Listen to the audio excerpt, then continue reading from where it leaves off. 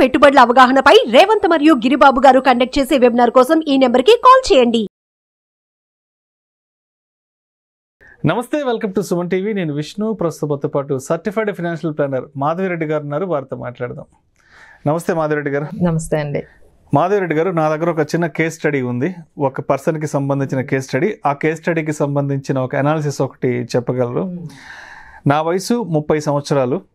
నాకు నెలకి 1,50,000 రూపాయల జీతం వస్తుంది. అంటే సంవత్సరానికి 18 లక్షల జీతం. సో నాకు నెలకొచ్చే 1,50,000 జీతంలో 50,000 ఖర్చులు పోను, నాకు 1,00,000 రూపాయల వరకు మిగులుతుంది. సో ఇప్పుడు నా వయసు 30 సంవత్సరాలు. నేను 2 ఆర్థిక లక్ష్యాలను పెట్టుకుంటున్నాను. ఒకటేమో ఇప్పుడు ఒక మంచి ఇల్లు కొనుక్కొని నా కుటుంబంతో సంతోషంగా ఉండాలి. రెండవది నెక్స్ట్ 10 ఇయర్స్కి, అంటే నాకు 40 సంవత్సరాల వయసు వచ్చేటప్పటికి నేను ఫైనాన్షియల్గా బాగా ఫ్రీడమ్ ఉండాలి, బాగా సెటిల్ అవ్వాలంటూ కూడా ఒక కేస్ స్టడీ రావడం జరిగింది. మరి దీనికి సంబంధించి మీరు ఎటువంటి విశ్లేషణ ఇస్తారు? ఏంటి అసలు దీన్ని మనం డెప్త్గా ఎలా చూడాలి? సో ఎవరికైనా అండి ఈ ఫైనాన్షియల్ గోల్స్ అనేవి అన్ని ఇంపార్టెంట్ గానే కనిపిస్తాయి. అంటే ఒకవైపు ఇల్లు కొనుక్కోవాలి అనిపిస్తుంది, అది చాలా ఇంట్లో ప్రెషర్ వల్ల కానీ, లేకపోతే ఆయనకు కూడా ఒక ఇల్లు కావాలి అనేది ఒక ప్రయారిటీ అనిపిస్తుంది. At the same time financial గా సెటిల్ అయిపోవాలి, కొంత కార్పస్ ని క్రియేట్ చేసుకోవాలి. ఎందుకంటే ఈ రోజుల్లో ఉన్న జాబ్ అన్సర్టనిటీస్, ఎస్పెషల్లీ ఇన్ ఐటీలో మనం చూస్తూ ఉన్నాము. వాటికి ఉన్న ప్రెషర్స్ ని వాళ్ళు చూసి, అమ్మో 10 ఇయర్స్ కి నేను ఇంత సంపాదించగలనో లేదో, నేను ఇప్పుడే ఈ ఫైనాన్షియల్ ఫ్రీడమ్, అంటే మనం సంపాదించకపోయినా లేకపోయినా మన దగ్గర ఒక 4 కోట్లు 3 కోట్లు ఉంటే మనం ప్రశాంతంగా లైఫ్ ని ఈ టెన్షన్ లేకుండా, అంటే శాలరీ వస్తే గానీ మనం ముందుకు వెళ్ళలేము అనే ఆ టెన్షన్ నుంచి బయట పడిపోవాలి తొందరగా. శాలరీ వస్తే గానీ ఈ మంత్ గడవదు అనే ఆ టెన్షన్స్ నుంచి మనము విముక్తి పొందాలి అనేది ప్రతి ఒక్కరిది ఫైనాన్షియల్ ఫ్రీడమ్ గోల్ ఉంటుందండి. రెండు పక్క పక్కన పెట్టుకుంటారు, ఏది తేల్చుకోలేకపోతూ ఉంటారు. సో ఫైనల్ గా ఏదో ఒక డెసిషన్ తీసుకుంటారు. బట్ ఏంటంటే కొంచెం క్యాలిక్యులేషన్స్ కొంచెం మనం ఇక్కడ మాట్లాడుకుందాం అండి. సో మేము చెప్పే డెసిషన్ ఏంటంటే, మీరు ఏదైతే ఇల్లు అనే కాన్సెప్ట్ అనుకున్నారో దాన్ని కానీ మీరు ముందుకు తీసుకెళ్తే ఇంకా మీరు ఏం సేవ్ చేయలేరు. ఎందుకంటే మీరు ఈ రోజుల్లో 1 crore అనే ఏదైతే మనకి ఈ బయట ఫ్లాట్ తీసుకోవాలన్నా మీకు 1.5 crore 1 crore ఉంటుందంటే మీరు దాదాపుగా ఈఎంఐకే వెళ్ళిపోతుంది. మీరు కానీ ఎప్పుడైతే ఈ ఇల్లు అనే కాన్సెప్ట్ కానీ మీరు చూస్ చేసుకున్నట్లయితే ఈ 1 crore మీకు ఈఎంఐకి వెళ్ళిపోతుంది. అది మీకు 20 years వరకు కంటిన్యూ అవుతుంది. మరి ఇంకా మీ ఫైనాన్షియల్ ఫ్రీడమ్ ఎప్పుడు వస్తుంది? అది ఇంకెప్పటికీ రాదు, ఇంక మర్చిపోవాల్సిందే. ఎందుకంటే ఆఫ్టర్ 20 years మీరు రిటైర్ అయిపోతారు, 20-25 years కి రిటైర్ అయిపోతారు. సో ఇదైతే ఇంపాసిబుల్ అయిపోతుంది. ఇంకా ఫైనాన్షియల్ ఫ్రీడమ్ ఏం ఉండదు. You will become slave to the home loan. Home loan కి వెళ్ళామంటే మనం స్లేవ్ అయిపోయినట్టేనండి దానికి. సో ఇదైతే ఇంకా అన్అచీవబుల్ అయిపోతుంది. ఇంకా మీరు హోమ్ వైపు కానీ వెళ్ళినట్టే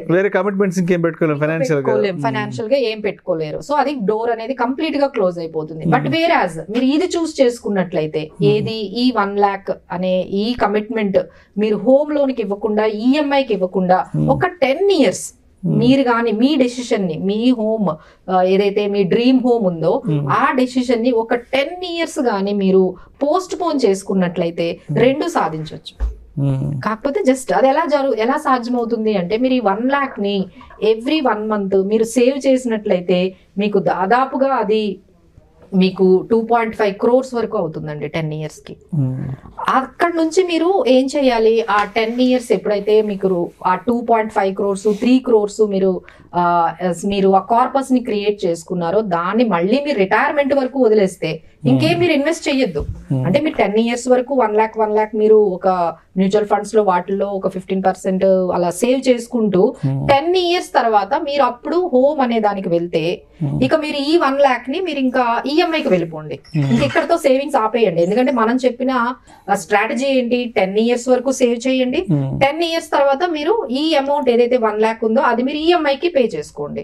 సో అప్పటికి ఆయనకి ఇప్పుడు మనకి ఎంత ఏజ్ వస్తుంది? ఇప్పుడు ఆయన 30 ఉంటే 40 years వస్తుంది. సో అక్కడ నుంచి ఒక 15 years కానీ 20 years ఆయన హోమ్ లోన్ కి వెళ్ళిపోవచ్చు. సో అక్కడ నుంచి ఆయన ఆ 1 lakh rupees ఆయన ఈఎంఐకి పే చేసుకుంటే ఇక్కడ మీకు ఆల్రెడీ మీరు 2.5 crores అక్యుములేట్ చేస్తున్నారు. అది మీరు రిటైర్మెంట్ అయ్యేటప్పటికి 4 to 5 crores అవుతుంది. సో ఒకవైపు మీరు రిటైర్మెంట్ అయ్యేటప్పటికి మీకు ఒక ఇల్లు ఉంటుంది. ఈ కార్పస్ కూడా మీరు ఏదైతే ఈ 10 years లో 2.5 చేశారో అది మీరు రిటైర్మెంట్ అయ్యేటప్పటికి ఒక 4-5 కోట్ల వరకు అది చేరిపోతుంది మీరు ఇన్వెస్ట్ ఫర్దర్ చేయకపోయినా. సో ఇలా మనం ప్లాన్ చేసుకుంటే బాగుంటుందండి. సో అందరు ఇదే అడుగుతారు, what is the best way to buy house? ఏంటి మనము లోన్ తీసుకొని ఇల్లు కొనుక్కోవడం మంచిదా, లేకపోతే ఎక్కడైనా సేవ్ చేసి ఆ అమౌంట్ తో తీసుకోవడం మంచిదా? ఇదే ఎక్కువగా మనకి వచ్చే క్వశ్చన్ అండి. సో మనం ఇక్కడ ఒక example best way of buying house అని మనం చూసుకున్నట్లయితే, ఒక ఫ్లాట్ 1 crore అనుకోండి, మీరు ఒక 90 lakhs మనము హోమ్ లోన్ కి వెళ్ళి 10 lakhs మీ సేవింగ్స్ ని యాడ్ చేస్తే మీకు టర్మ్ 20 years అయితే ఈఎంఐ 78,000 అండి. 78,000. సో అది మీరు 20 years. సో ఇలా మీరు వెళ్తే అది ఒక పద్ధతి. ఓకే, నెక్స్ట్ మీరు ఇలా కాకుండా మీరు ఈ లంసమ్ 10 లక్షలు, ఈ 78,000 మనం ఏదైతే ఈఎంఐ కని పక్కన పెట్టామో అందులో మనకి రెంట్ ఒక 20,000 మనకు మిగులుతుంది కదా, తీసేసి ఈ 58,000 కానీ మీరు ఇన్వెస్ట్ చేసుకుంటూ వెళ్ళిపోతే మీకు ఆల్మోస్ట్ 2 crores వస్తుంది. దాంతో ఇల్లు కొనుక్కోవడం మంచిదా? సో ఇప్పుడు మీరే ఆలోచించుకోండి. సో ఇలా మీరు ఈఎంఐలకు వెళ్ళిపోవడం కన్నా ఆ అమౌంట్ ని ముందు మీరు ఫైనాన్షియల్ ఫ్రీడమ్ ని మీరు గెయిన్ చేసి ఆ తర్వాత మీరు ఈ home loan just post phone చేయండి. మేమేమి కంప్లీట్ గా మీరు హోమ్ లోన్ కి వెళ్ళొద్దు, లేకపోతే మీరు ఇప్పుడు ఏంటంటే ఇంకోటి ఏంటంటే అప్పుడు ట్యాక్స్ కోసం తీసుకునే వాళ్ళండి హోమ్ లోన్స్, ఇది బాగుంటుంది ట్యాక్స్ కోసం. కానీ ఇప్పుడు అవసరం కూడా లేదండి, ఎందుకంటే నాకు తెలిసి ఇప్పుడు అంతా కూడా న్యూ ట్యాక్స్ రిజీమ్ నే మన గవర్నమెంట్ పుష్ చేస్తుంది కాబట్టి సో మీరు అస్సలు వరీ అవ్వాల్సిన లేదండి. అసలు ట్యాక్స్ కోసం, ట్యాక్స్ ఎగ్జంప్షన్స్ కోసం అయితే మీరు హోమ్ అనే దాన్ని ప్లాన్ చేసుకోకండి. Definitely that is not the right and correct way. So మీరు ఇది ట్యాక్స్ పక్కన పెట్టి మేము చెప్పిన ఫస్ట్ మీరు 10 years బాగా ఫైనాన్షియల్ ఫ్రీడమ్ ని, కార్పస్ ని క్రియేట్ చేసి ఆ తర్వాత మీరు హోమ్ కి కానీ వెళ్ళినట్లయితే ఈజీగా 2 అచీవ్ చేయగలుగుతారండి. This is what we wanted to tell, but this is only general అండి. ఇంకా ఒక్కొక్కరికి ఒక్కొక్క సిచ్యువేషన్ ఇంకొంచెం డిఫరెంట్ గా ఉంటుంది. మీరు మమ్మల్ని సంప్రదించినట్లయితే ఇంకా ఇంకొంచెం స్పెసిఫిక్ గా మా సలహా అయితే ఉండబోతుంది. Thank you so much Madhuri గారు. Thank you.